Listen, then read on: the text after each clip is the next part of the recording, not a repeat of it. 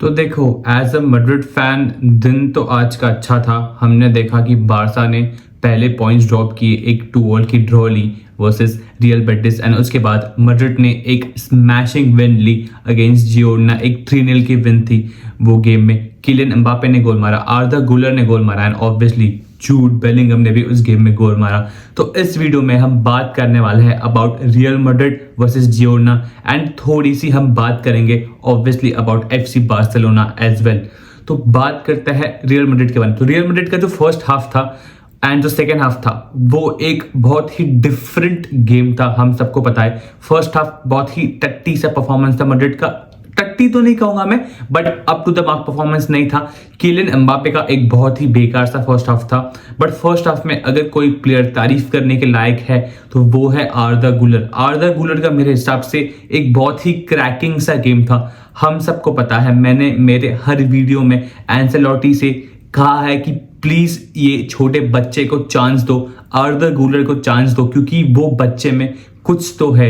And उसने आज pitch पर बता दिया। अराउंड 85 या 87 मिनट्स वो खेला, उसके बाद वो सब्स्टिट्यूट हो जाता है। हमारा एक यंगस्टर आता है 17 साल का, बट वो 87 मिनट्स में आर्दा गुलर ने बता दिया है एंसेलोटी को कि क्या चीज है। वो हर एक फैन को बता दिया है कि क्या चीज है आर्दा गुलर।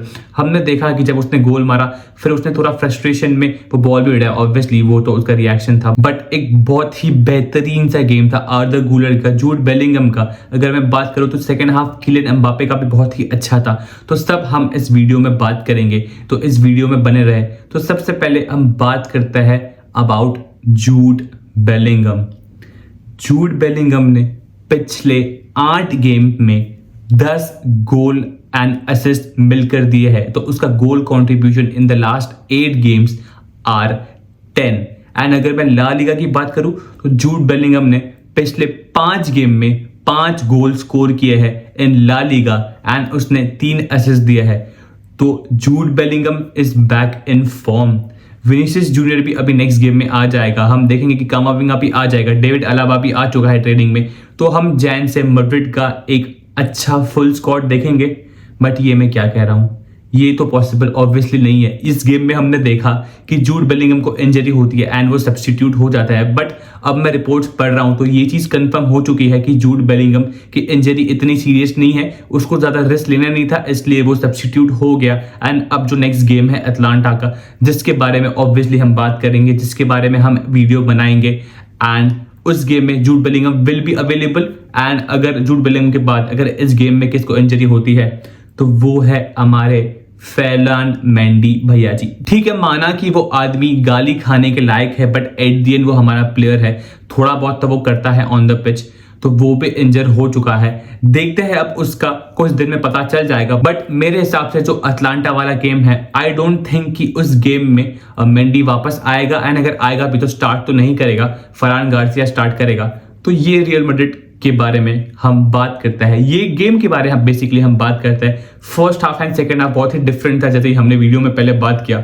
But Real Madrid, Kylian Mbappe ने इस गेम में गोल मारा, आर्दा गुलर ने इस गेम में गोल मारा। तो स्टार्ट करते हैं with the first goal.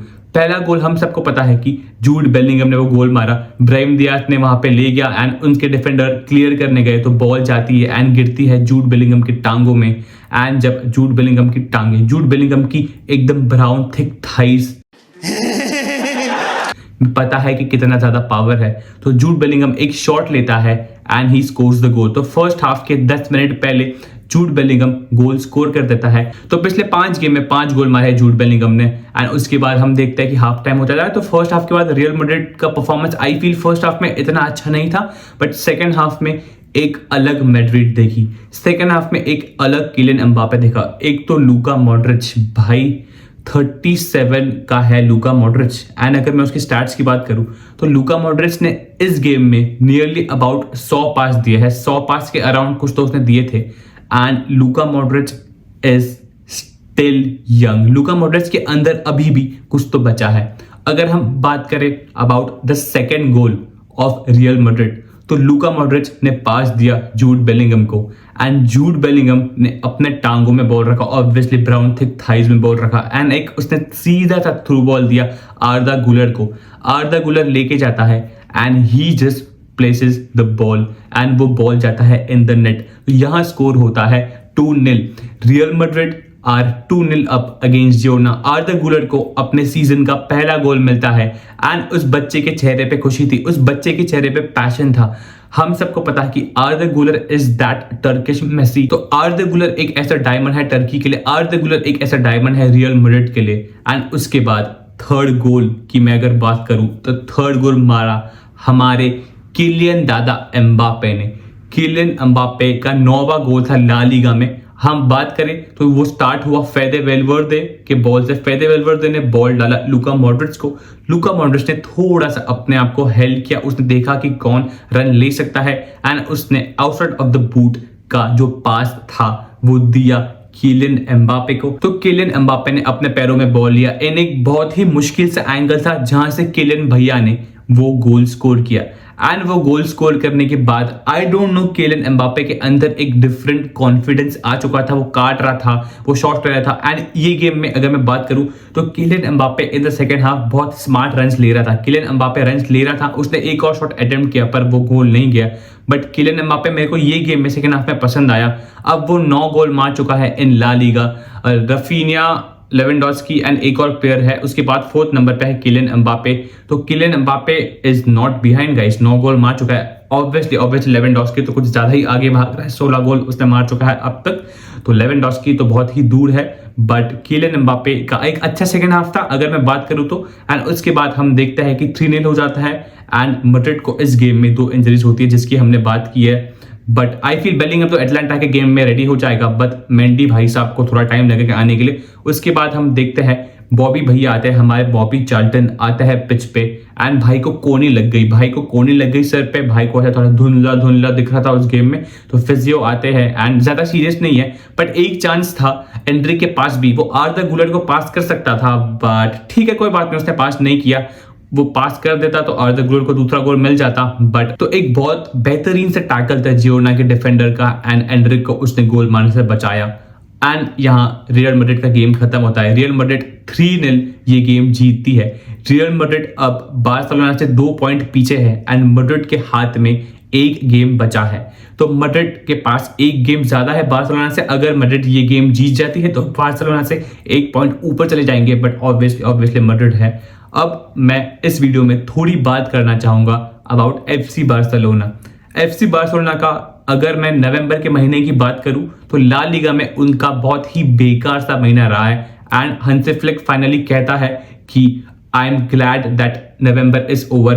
But भाई दिसंबर में भी पॉइंट्स ड्रॉप कर चुका है, एक गेम जीता है एंड एक गेम में उसने पॉइंट्स ड्रॉप किए हैं। अगर मैं बार्सा के पॉइंट्स की बात करूं तो पिछले 5 गेम में 15 पॉइंट अवेलेबल थे बार्सा को एंड बार्सा ने बस 5 ही पॉइंट लिया है। तो बार्सा का ग्राफ धीरे धीरे नीचे जा रहा है ला लीगा में, वेराज रियल मैड्रिड का ग्राफ कभी ऊपर कभी नीचे, कभी ऊपर कभी नीचे ऐसा रह रहा है। तो बार्सिलोना की अगर बात करूं बार्सिलोना की गेम की, तो मैंने बेटिस वाली गेम तो पूरी तरह से देखी नहीं थी, बट मैंने इसके पहले की जो बार्सिलोना की गेम थी वो मैंने देखी थी जिसमें उन्होंने विन ली थी, एक 5-1 की विन थी।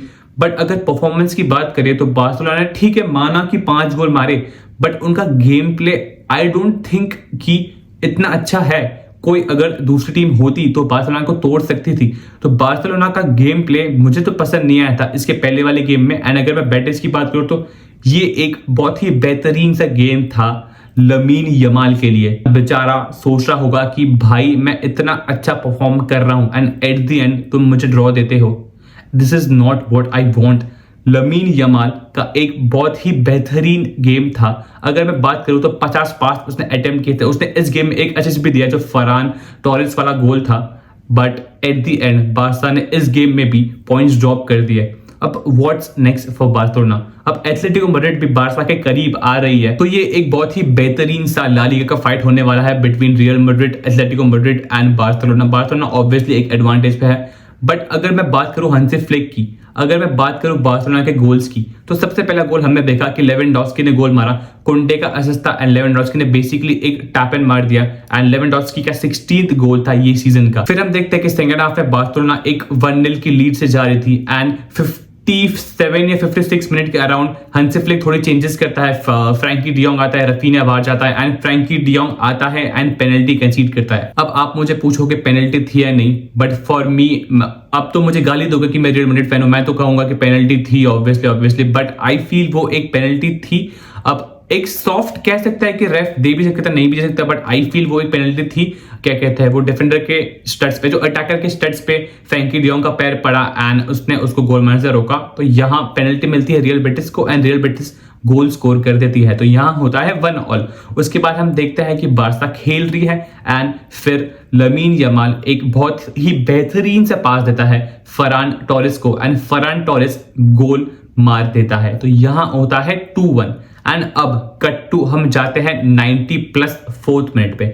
90+4 मिनट पे रियल बेटिस का प्लेयर क्रॉस डालता है एंड बहुत ही प्यारा सा बैकहील, अब तुम कहो कि लक था या क्या था, बट एक बहुत ही प्यारा सा गोल था, तो यहाँ गेम होता है 2-2 एंड उसके कुछ मिनट बाद गेम खत्म हो जाता है। तो बार्सा इस गेम में भी पॉइंट्स ड्रॉप करती है, but if you ask me, Barcelona बहुत ही डिफरेंट खेल रही है। अगर मैं चैंपियंस लीग की बात करूं एंड अगर मैं ला लीगा की बात करूं, इस महीने में बार्सिलोना ने, हमने पहले भी कहा था कि 5 ही पॉइंट लिए हैं 15 अवेलेबल पॉइंट से, तो बार्सा को मे बी ये आगे जाके खटक सकता है जब बहुत ही ज्यादा मैचेस होंगे। बट बार्सा का भी एक टफ गेम है अभी यूएफए चैंपियंस लीग में, जो डॉर्टमंड के साथ होने वाला है। डॉर्टमंड को तुम हल्के में नहीं ले सकते, हम सबको पता है कि डॉर्टमंड एक बहुत ही बेहतरीन सी टीम है, तो बहुत ही इंटरेस्टिंग गेम होगा जो भी डॉर्टमंड एंड बार्सा का मैच होगा। वेडनेसडे वो मैच होने वाला है एंड मैड्रिड का जो मैच है वो अटलांटा के साथ है। ऑब्वियसली डर तो लग रहा है, फट तो मेरी भी रही है, क्योंकि एटलांटा एक बहुत ही प्यारा फुटबॉल खेल रही है, उनका जो मैनेजर है एक बहुत ही प्यारा फुटबॉल खेलवा रहा है एंड एटलांटा के होम पे वो गेम होने वाला है। तो लेट अस सी कि वो गेम में भी क्या होता है। तो प्रॉब्लम्स तो है बार्सिलोना को, प्रॉब्लम्स तो है रियल मैड्रिड को। अब देखते हैं कि इन द नेक्स्ट गेम क्या होता है। बार्सिलोना अपना नेक्स्ट गेम खेल रही है, if I am not wrong, against Leganes and Madrid अपना नेक्स्ट गेम खेल रही है अगेंस्ट रायो वालेकानो। तो देखते हैं कि नेक्स्ट गेम में क्या होता है, तो मजा आएगा। अब एक ये वीक में तो हम देखेंगे कि चैंपियंस लीग का भी गेम होगा एंड उसके बाद वीकेंड पे होगा ला लीगा का गेम। तो लेट अस सी कि बार्सा अपने नेक्स्ट गेम में क्या करती है एंड मैड्रिड अपने नेक्स्ट गेम में क्या करती है।